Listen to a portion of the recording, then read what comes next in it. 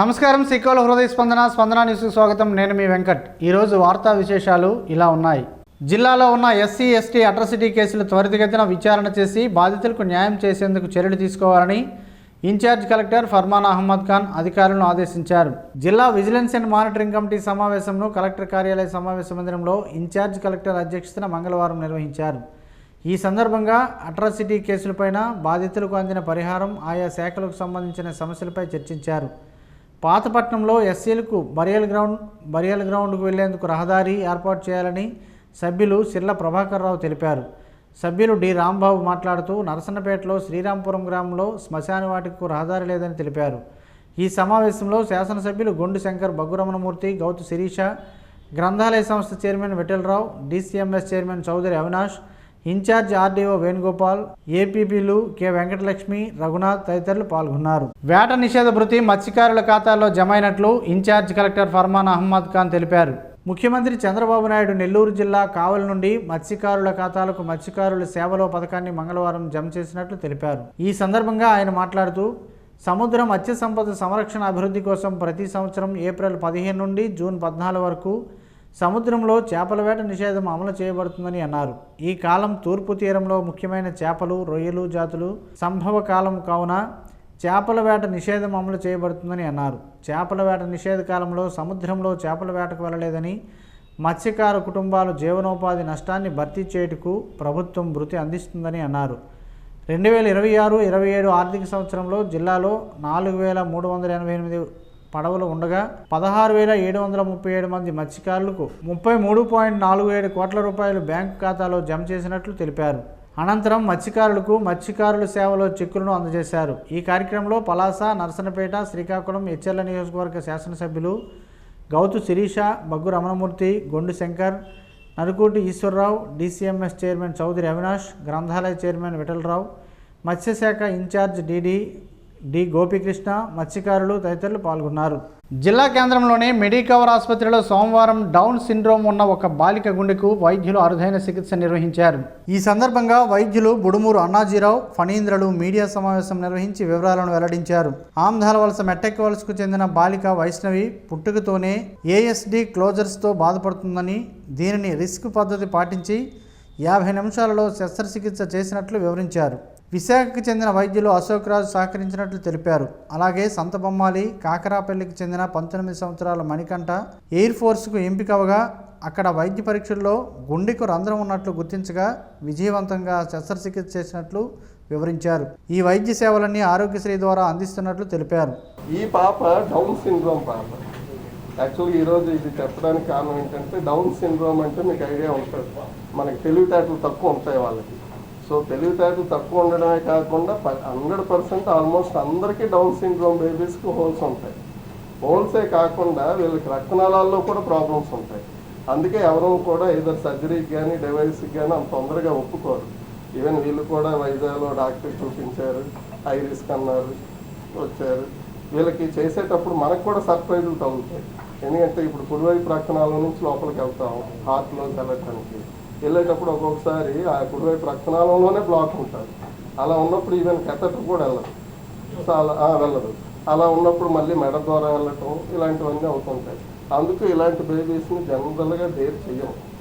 అంటే మనలాంటి సెటప్స్లో, అంటే ఇప్పుడు సిటీల్లో అనుకోండి, మనకి డాక్టర్స్ అవైలబిలిటీ ఎక్కువ ఉంటుంది, హార్డ్వేర్ వెంటనే ఏదన్నా కావాలన్నా దొరుకుతుంది, కంప్లీట్ సెటప్ ఉంటుంది. వీళ్ళు ఏంటంటే అసలు ఇంకెక్కడికి వెళ్ళలేమన్నా ఇది కొంత అంటే ఫైనాన్షియల్గా కూడా చాలా పూర్ అవ్వటం, సరే ట్రై చేద్దాం అన్నట్టు తీసుకున్నాం. లక్కీలీ చాలా బాగా జరిగింది. సక్సెస్ఫుల్గా డివైస్ని డిప్లాయ్ చేస్తాం అక్కడ. ఇప్పుడు అదర్వైజ్ ఏమి కంప్లైంట్ లేదు. చూడండి ఇప్పుడు కూడా అలాగే వస్తుంది. విశాఖలో నిర్వహించిన రాష్ట్ర స్థాయి సాఫ్ లీగ్ బాక్సింగ్ పోటీల్లో శ్రీకాకుళానికి చెందిన బల్దేవ్ బాక్సింగ్ క్లబ్ క్రీడాకారులకు ప్రతిభ కనబరిచారు. ఈ నెల 16 నుంచి 18 వరకు జరిగిన పోటీల్లో అండర్ 14 గర్ల్స్ విభాగంలో డి రాజేశ్వరి కాంస్య పథకం సాధించగా, అండర్ 14 బాయ్స్ విభాగంలో డి అఖిల్ రజత పథకం గెలుచుకున్నారు.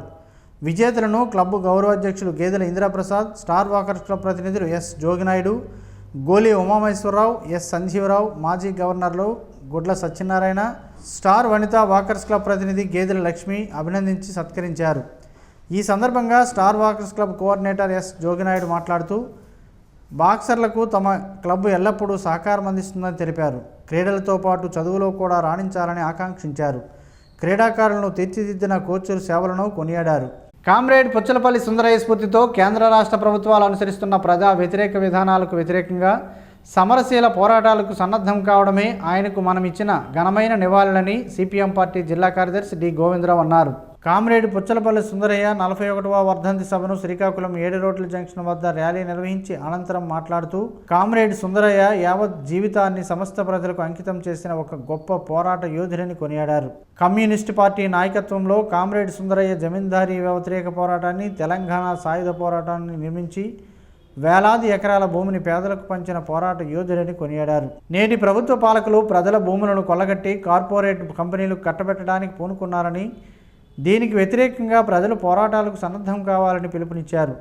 కేంద్ర రాష్ట్ర ప్రభుత్వాలు ప్రజల ఆస్తులను కొల్లగట్టి కార్పొరేట్ కంపెనీలకు కట్టబెట్టడానికి పూనుకుంటే సహించేది లేనిదని హెచ్చరించారు. ర్యాలీ అనంతరం సుందరయ్య చిత్రపటానికి పూలమాలలు వేసి నివాళులర్పించారు. ఈ కార్యక్రమంలో సిపిఎం పార్టీ వివిధ ప్రజా సంఘాల నాయకులు అల్లు సత్యనారాయణ, కొత్తకోట అప్పారావు, ఎం గోవర్ధన్ రావు, ఎం ఆదినారాయణమూర్తి, బి సుబ్బారావు తదితరులు పాల్గొన్నారు. అన్నా క్యాంటీన్లు పేదల ఆకలి తీర్చే వరమని టీడీపీ క్లస్టర్ ఇన్ఛార్జ్ ఉంగటి రమణమూర్తి అన్నారు. తన మనవడు బైరీ పోర్వాన్స్ జన్మదినాన్ని పురస్కరించుకుని స్థానిక 7 రోడ్ల కూడలిలో ఉన్న అన్నా క్యాంటీన్లో ఉచిత అన్న వితరణ కార్యక్రమాన్ని నిర్వహించారు. ఈ సందర్భంగా ఉంగటి రమణమూర్తి మాట్లాడుతూ పేదల పాలిట పెన్నిదిగా నిలిచిన ఎన్టీఆర్ ఆశయాలను కొనసాగిస్తూ ముఖ్యమంత్రి చంద్రబాబు అన్నా క్యాంటీన్ల ద్వారా పేదల కడుపు నింపుతున్నారని కొనియాడారు. రాష్ట్రంలో ఎక్కడా ఆకలి కేకలు వినిపించకుండా ప్రభుత్వం చర్యలు తీసుకుంటుందని అన్నారు. కేంద్ర మంత్రి కింజరాపు రామ్మోహన్ నాయుడు, రాష్ట్ర మంత్రి అచ్చెన్నాయుడు, స్థానిక ఎమ్మెల్యే గొండు శంకర్ల సేవలను స్ఫూర్తిగా తీసుకుని భవిష్యత్తులో పూర్తి స్థాయిలో ప్రజాసేవలో కొనసాగుతారని తెలిపారు. ఈ కార్యక్రమంలో Srikakulam municipal commissioner Hanumanthu Kurmarao, Anna canteen chairman Raghuram, Gupta నిర్వాహకురాలు జి పద్మావతి, సమాజ సేవకులు ఉర్లం శివతేజ, టీడీపీ నాయకులు, కార్యకర్తలు, స్థానిక ప్రజలు పాల్గొన్నారు. దోపిడీ లేని కార్మిక వర్గ రాజ్యం కోసం పోరాడిన ఆదర్శ నేత కామ్రేడ్ పుచ్చలపల్లి సుందరయ్య ఆశయ సాధన కృషి చేయాలని సిపిఎం జిల్లా కార్యదర్శి వర్గ సభ్యులు పి తేజేశ్వరరావు పిలుపునిచ్చారు. పుచ్చలపల్లి సుందరయ్య 41వ వర్ధంతి సందర్భంగా ఇచ్చెర్ల మండలం చిలకపాలెం గ్రామం ఎన్ఏసిఎల్ పరిశ్రమ ఏపీబీసీఎల్ ఐఎంఎల్ డిపో వద్ద ఆయన చిత్రపటానికి పూలమాలలు వేసి నివాళులర్పించారు. ఈ సందర్భంగా తేజేశ్వరరావు మాట్లాడుతూ సుందరయ్య నిరాడంబర జీవితం, ప్రజాసేవ తపన నేటి తరానికి ఆదర్శమని అన్నారు. ఎమ్మెల్యేగా, పార్లమెంటు సభ్యుడిగా, ప్రతిపక్ష నేతగా ప్రజా సమస్యల పరిష్కారానికి కృషి చేశారని కొనియాడారు. రైతు, కార్మిక హక్కుల కోసం అనేక ఉద్యమాలు నిర్మించారని తెలిపారు. ఈ కార్యక్రమంలో రైతు సంఘం జిల్లా అధ్యక్షులు పి చంద్రరావు, సిపిఎం నాయకులు తోనంగి నందోడు, పుట్ట కవిలేశ్వరరావు, కోరాడ అప్పన్న తదితరులు పాల్గొన్నారు. వైసీపీ సర్కారులో దళితుల పట్ల దారుణంగా ప్రవర్తించారని టీడీపీ నాయకులు ఆరోపించారు. మంగళవారం నిర్వహించిన మీడియా సమావేశంలో మాట్లాడారు. దళితులు అంటే జగన్కు ప్రేమ లేదని ఆరోపించారు. ఎన్నికల సమయంలో దళితులు యోగక్షేమాలు గుర్తిస్తాయని, దళితులపై విద్రోహ చర్యలకు పాల్పడిన దళిత ద్రోహిగా చరిత్రలో జగన్ నిలిచిపోతారని ఎద్దేవా చేశారు. దళితుల గురించి మాట్లాడే హక్కు మాజీ ముఖ్యమంత్రి జగన్కు లేదని అన్నారు. జగన్ పాలనలో దళితులపై దాడులు, దౌర్జన్యాలు ఎక్కువయ్యాయని స్వయంగా రాజ్యసభలో కేంద్ర లెక్కలతో సహా వివరించినట్లు తెలిపారు.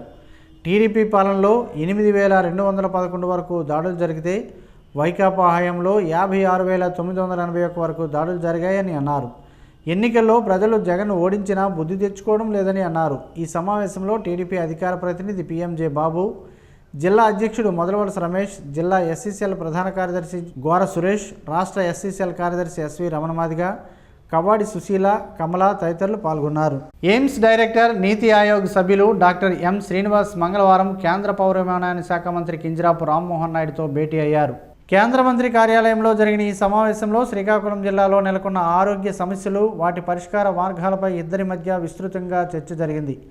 ప్రధానంగా ఉద్దానం కిడ్నీ సమస్యపై అందుబాటులో ఉన్న సాంకేతిక ఆధారాలు, నూతన వైద్య పరికరాలపై సమగ్రంగా చర్చించారు. కూటమి ప్రభుత్వం ప్రజారోగ్య పరిరక్షణ కోసం అందిస్తున్న సహకారం, పలాస కిడ్నీ ఆసుపత్రిలో ఇటీవల ప్రారంభించిన ఆధునిక వైద్య సేవల గురించి కేంద్ర మంత్రి రామ్మోహన్ నాయుడు వివరించారు.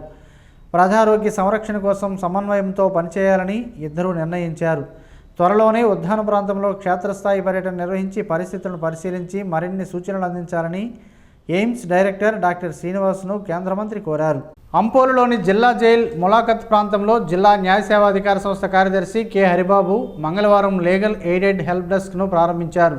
ఆంధ్రప్రదేశ్ రాష్ట్ర న్యాయ సేవాధికార సంస్థ ఆదేశాలు, జిల్లా ప్రధాన న్యాయమూర్తి జునైద్ అహ్మద్ మౌలానా సూచనల మేరకు ఈ కార్యక్రమం నిర్వహించారు. జైలు ముద్దాయిలు తమ కుటుంబ సభ్యులను కలుసుకునే ప్రాంతంలో ఏర్పాటు చేసిన ఈ హెల్ప్ డెస్క్ ద్వారా ఖైదీలకు మరింత న్యాయ సహాయం అందించనున్నట్లు కె హరిబాబు తెలిపారు. హెల్ప్ డెస్క్ వద్ద 2 న్యాయవాదులు, పారాలీగల్ వాలంటీర్లు సేవలు అందిస్తారని తెలిపారు. ఖైదీలు, వారి కుటుంబ సభ్యులకు అన్ని పని దినాల్లో న్యాయ సేవలు అందించాలని సంబంధిత సిబ్బందికి సూచించారు. అనంతరం జైలు ముద్దాయిలతో మాట్లాడి లాయర్ల నియామకం, బెయిల్ పిటిషన్లు, ఆరోగ్య పరిశుభ్రతపై వివరాలు తెలుసుకున్నారు. ఈ కార్యక్రమంలో jailer Divakar Naidu, chief LADC Anjani Kumar, deputy chief LADC తదితరులు పాల్గొన్నారు. ప్రభుత్వం ప్రతిష్టాత్మకంగా చేపట్టిన జనాభా గణన ప్రక్రియలో ఎలాంటి తప్పులు తావు లేకుండా అత్యంత పారదర్శకంగా వివరాలను నమోదు చేయాలని ఇన్ఛార్జ్ కలెక్టర్ ఫర్మాన్ అహ్మద్ ఖాన్ సిబ్బందిని ఆదేశించారు. నగరంలోని శాంతినగర్ కాలనీ సచివాలయ పరిధిలోని బాయమ్మ తోట కాలనీలో సాగుతున్న జనాభా గణనను మంగళవారం ఆయన మున్సిపల్ కమిషనర్ హనుమంతు కోర్మారావుతో కలిసి ఆకస్మికంగా తనిఖీ చేశారు. క్షేత్రస్థాయిలో పర్యటించిన ఆయన ఎన్యూమరేటర్ల పనితీరును స్వయంగా పరిశీలించారు. ఈ సందర్భంగా సిబ్బంది గృహాలను సందర్శించి వివరాలు సేకరిస్తున్న తీరును ఇన్ఛార్జ్ కలెక్టర్ పరిశీలించి రికార్డులను తనిఖీ చేశారు. గణన ప్రక్రియపై సిబ్బందికి పలు సూచనలు చేస్తూ ప్రతి ఒక్కరి వివరాలు పక్కాగా నమోదు కావాలని స్పష్టం చేశారు. నిర్ణీత గడువులోగా లెక్కింపు ప్రక్రియ పూర్తి కావాలని, క్షేత్రస్థాయిలో సిబ్బందికి ఎలాంటి ఇబ్బందులు ఎదురైనా వెంటనే ఉన్నతాధికారుల దృష్టికి తీసుకురావాలని మున్సిపల్ కమిషనర్ హనుమంతు కోర్మారావు సూచించారు. ఈ తనిఖీల్లో సచివాలయ సిబ్బంది, సెన్సస్ సూపర్వైజర్లు, ఎన్యూమరేటర్లు పాల్గొన్నారు. శ్రీకాకుళం నియోజకవర్గ ఎమ్మెల్యే క్యాంపు కార్యాలయంలో మంగళవారం ప్రజా దర్బార్ కార్యక్రమాన్ని ఎమ్మెల్యే నిర్వహించారు. నియోజకవర్గంలోని వివిధ ప్రాంతాల నుండి పెద్ద సంఖ్యలో ప్రజలు హాజరయ్యారు.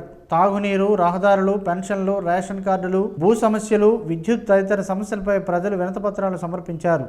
ఈ సందర్భంగా ఎమ్మెల్యే స్వయంగా దరఖాస్తులను స్వీకరించి ప్రజల సమస్యలను ఓర్పుతో విన్నారు.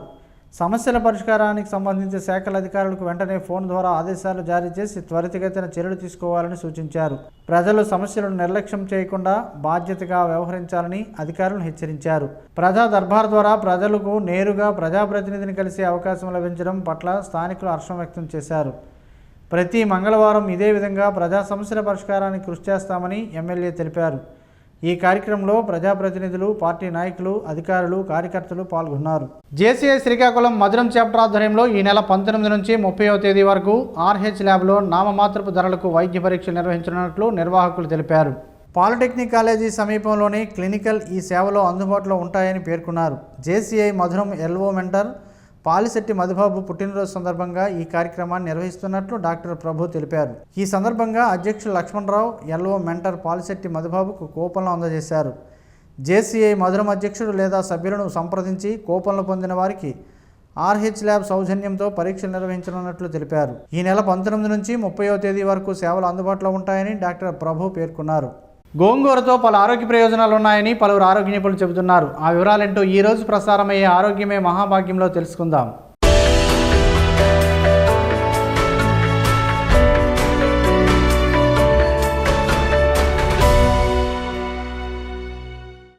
గోంగూరను పుంటికూర అని కూడా పిలుస్తుంటారు.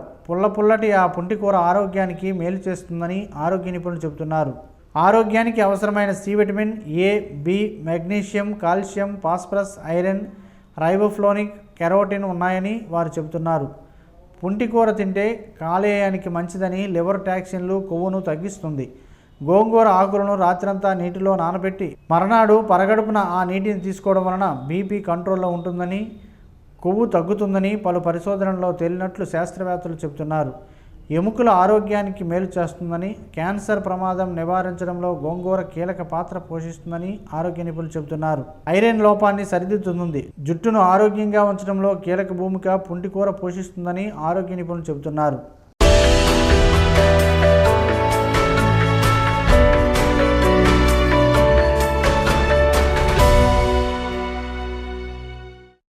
ఈ రోజు వార్తల్లో ఒక మంచి మాటను విందాం, ఆచరిద్దాం. సమాజ శ్రేయస్సుని కాంక్షిస్తున్న మహనీయుల మాటల్లో నుంచి ఈరోజు.